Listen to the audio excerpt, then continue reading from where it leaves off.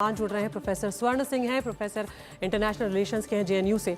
Professor स्वर्ण सिंह, शुक्रिया आपने वक्त निकाला हमसे बातचीत करने के लिए। रूस और यूक्रेन के बीच ये जो हालात हैं प्रोफेसर, ये सिर्फ दोनों देशों के लिए नहीं बल्कि पूरी दुनिया के लिए खतरनाक बने हुए हैं और दोनों में से कोई भी देश पीछे हटने को तैयार नहीं है। ऐसे में पुतिन का ये जो नया रुख है जिसमें वो पश्चिमी देशों को धमकी देते हुए नजर आते हैं, परमाणु हमले की धमकी देते हुए नजर आते हैं, इसे आप किस तरह से पूरी स्थिति को आंक रहे हैं? धन्यवाद आदिति। शुरू से ही राष्ट्रपति पुतिन चाहते हैं कि पश्चिमी देश इसमें शामिल ना हो तो उनको इससे फायदा हो सकता है। और इस सोमवार से जब से राष्ट्रपति बाइडेन ने इजाजत दे दी यूक्रेन को कि लंबी दूरी के जो पक्षपात हैं, मिसाइल हैं, वो रूस के अंदर इस्तेमाल कर सकते हैं, उससे पहले यूक्रेन के अंदर इस्तेमाल होने की इजाजत दी हुई थी।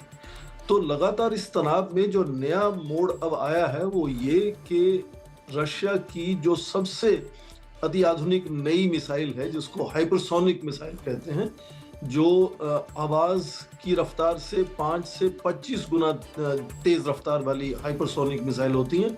सबसोनिक, सुपरसोनिक, फिर हाइपरसोनिक उनको कहते हैं। तो उसका इस्तेमाल हुआ है और उससे तनाव और बढ़ता है, या एस्केलेशन बढ़ती है। वो इसलिए क्योंकि 2014 में भी एक बदलाव आया था वहाँ के न्यूक्लियर डॉक्ट्रिन में, जिस तरह से आज हम इसी सप्ताह में न्यूक्लियर डॉक्ट्रिन में बदलाव की बात कर रहे हैं। तो 2014 में ये कहा गया था कि ये हाइपरसोनिक मिसाइल का इस्तेमाल प्री न्यूक्लियर डिटरेंस माना जाएगा। इसको न्यूक्लियर पक्षपात्रों को इस्तेमाल करने से ठीक पहले। बहुत ही संक्षेप में ये हम देखें कि ज़ेलेंस्की ये भी कह रहे हैं कि दुनिया जो है वो कोशिश नहीं कर रही है शांति स्थापना की, उसे आप कैसे देख रहे हैं? मुझे लगता है दोनों तरफ से इस वक्त, क्योंकि जैसा अभी कहा गया पहले कि 5 जनवरी को युद्ध में बदलाव आने वाला है, शायद वो युद्ध विराम भी हो सकता है। तो दोनों तरफ से कोशिश है कि जितनी ज्यादा भूमि पर कब्जा कर सकें वो करें, या जितना अपना ताकत है उसको प्रदर्शन उसका कर सकें। उसी के चलते मुझे लगता है ये तनाव बन रहा है एक के बाद एक।